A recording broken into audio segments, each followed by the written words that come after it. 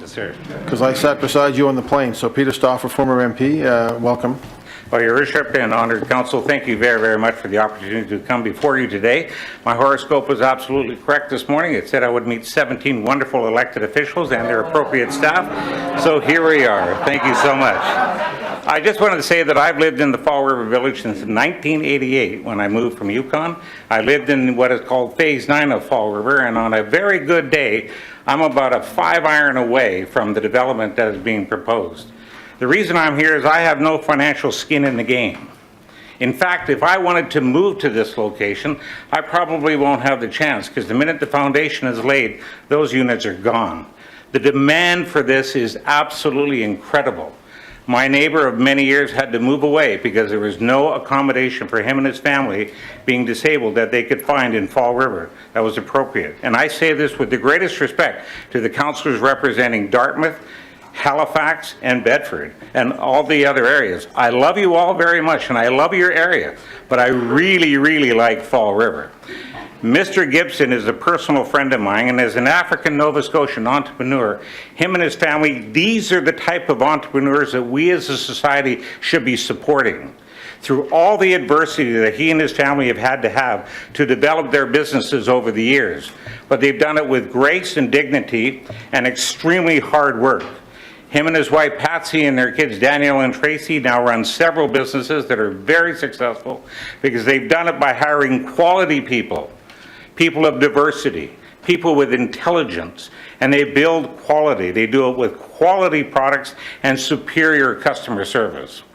And there was a wonderful councillor on this council that was reported in the news the other day that in the dispute you're having with the province that we're moving things along. Well, the reason I'm here is after 19 years, and I see many projects going along, it's pretty hard to say why is not this one moving along in an appropriate professional manner in this regard. Mr. Gibson is a personal friend of mine and his family, and I would like to see them be able to succeed to a project that I believe in Fall River at the end of the day we'll all be very, very proud of. Because what Mr. Gibson and his wife, they build quality and safe, secure units that we in Fall River can be very, very proud of.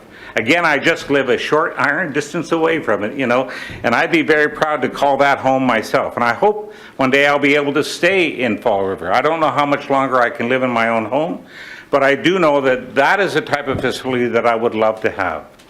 And if you hear things about a second exit, Mr. Hensby, Councillor Hensby has talked about Bolton Drive, there is a second opportunity out there. We have opportunities to move people in and out of there in a safe and coordinated manner. And I believe, again, that Mr. Gibson, being an African Nova Scotian entrepreneur, is the type of people and their businesses that we as elected council, not myself, but yourself, as a community, as a province and a country should get behind and support them without reservation. I'm here to take any questions you may have, but if not, I do thank you all very, very much for the opportunity, and I wish you the very best in your deliberations. Your Worship, thank you. Welcome. Hi, my name's Gabby. I live in Bedford. Big thumbs up. I'd just like to say that Halifax is currently the fastest growing city in Canada. According to Statistics Canada, our city has grown by almost 10% in 5 years. Canada as a whole is the fastest growing country in the G7.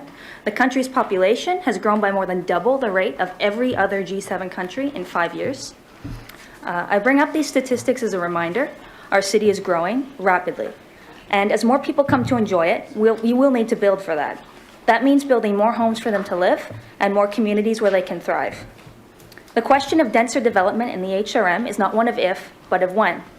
This proposal could be rejected entirely, and it would only delay necessary housing stock from being built. More people are coming, and development will follow. Blocking that development will only raise costs and lower living standards for everyday Haligonians. These statistics should also remind us of who isn't represented here. We've heard several passionate speeches from local residents opposed to this project. They represent important perspectives. However, critically missing from this discussion are the future residents. We have not heard from the young worker who would benefit from lower prices in the area, and we have not heard from the recent immigrant desperate for space. Since my father came to Canada, the median house price has increased by more than 200%. Had he arrived in 2022, he would not have been able to afford a home. City Council and the developers have been in consultation for this project for over 4 years. The much-needed project itself has been in limbo for much longer. Over the same period, the housing shortage has only gotten worse. Much, much worse. Vacancy rates are at an all-time low, and rents are at an all-time high. Whether this room wishes it or not, we need more projects like this one. The story is not unique. We see it again and again throughout the HRM. New housing is proposed only for the project to be shelved due to excessive community opposition. This is not a victimless act, with the sole consequence of local residents being shielded from a greedy real estate developer. Rather, shelving this project or further cutting its density will deny real people much-needed homes. It would mean higher prices, less growth, and more unhoused families. This project has been fully studied, and the local community has been consulted to a more than reasonable degree. City Council should consider the voices of people underrepresented here and approve this motion. Thank you. Thank you very much. Mr. Renouf, welcome. Thank you. My name is Ian Renouf. I am a resident of Bedford and an economics student at Dalhousie.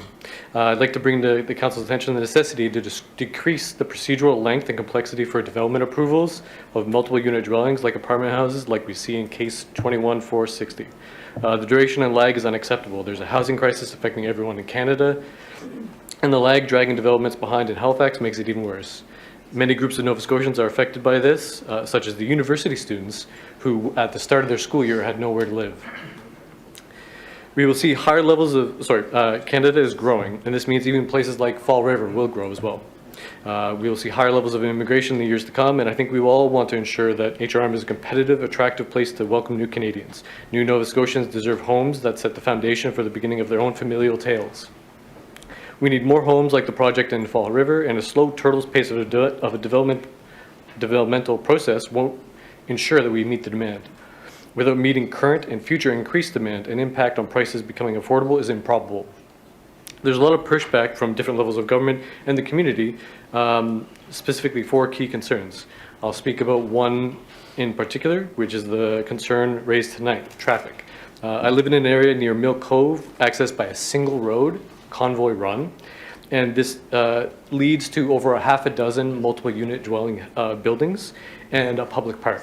And this hasn't resulted in a dangerously high level of traffic. Traffic and noise is relatively low. And the solution to traffic isn't obstructing Fall River from growing as it deserves to, but developing access to bicycle options and public transit options. But let's talk about traffic more. I'd like to see more communication to the public from the municipal government about current up-to-date research. Recent research from the Institute of Transport Economics in Norway has demonstrated that densification actually ends up reducing traffic per inhabitant and per employee. Applying this to the case of 21-460, focusing on densification in Fall River enables Canadians, new and old, alike, to have the option to work and live in Fall River without creating excess traffic. This is just one of the several points that the public deserves more information about. Research on property value, crime, neighborhood safety, etc. is available answering the concerns the public has about developments like this case. This new information is what the public needs to be informed about the realistic outcomes of a fast, simple approval of developments. Simply put, Nova Scotia needs more homes and Fall River needs more homes. Thank you. Joseph Kirby. Hello. Good evening. Good evening.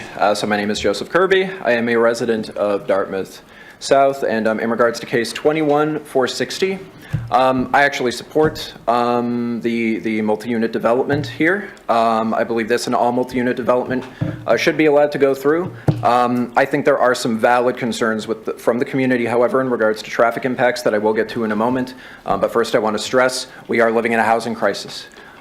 Which means we have a shortage of homes, so we need all the housing that we can get. And the fundamental issue lies with the fact this proposal has been brought forward, voted down, revisited, debated here for many years now. And people are struggling more and more to pay their rent and their mortgages. People who want to live here are having a lot of unnecessary difficulties in doing so. And at an increasing rate, many are even being driven to homelessness because of this. It's not just an attitude like that I noticed with this particular community. I don't want to signal out any particular community, but it does happen all over the province and all over the country and all over the HRM. So I would like to address some of the concerns that have been brought forward in the, on the HRM's website in the document in regards to the case that I saw linked and that I heard from many community members tonight. So when it comes to traffic, the concerns in regards to traffic are completely and utterly valid. The solution to that, I would disagree that the solution to that is to block new housing development. I don't think that we should be using the power of government to prevent people's opportunities to move where they wish to live, just because of a failure on the part of the HRM Council to invest in transit there and invest in the right infrastructure and amenities. That is something that the Council absolutely needs to do, but we can do this without blocking development. These are not mutually exclusive positions whatsoever. And another thing I'd like to address is there were some concerns about impacts to property value. So from what I have looked into, contemporary peer-reviewed research suggests that more upzoning does not actually negatively impact property value for existing residents. It's often new residents and future renters and things of that nature, and existing renters that will have access to more affordable, attainable housing. Economists tend to attribute this to the fact that So why property value remains unaffected is because land value is actually worth more than property value in total. Property value is the median between land value and a structural value, so the structure on the land. So the more dense the land, the more densely you build, the more valuable the now existing land will be. So that seems to be a well-studied fact. Any concerns about property value that might actually impact property value negatively, I would say would be mitigated from that fact, and it seems as though contemporary peer-reviewed research would agree with me. When it comes to environmental concerns, again, a lot of contemporary peer-reviewed research suggests that more density does correlate strongly with things such as lower CO2 emissions, which is a key component to addressing the climate crisis. Sorry. And the evidence of that is by the successes in hundreds of cities across North America of infill housing and development.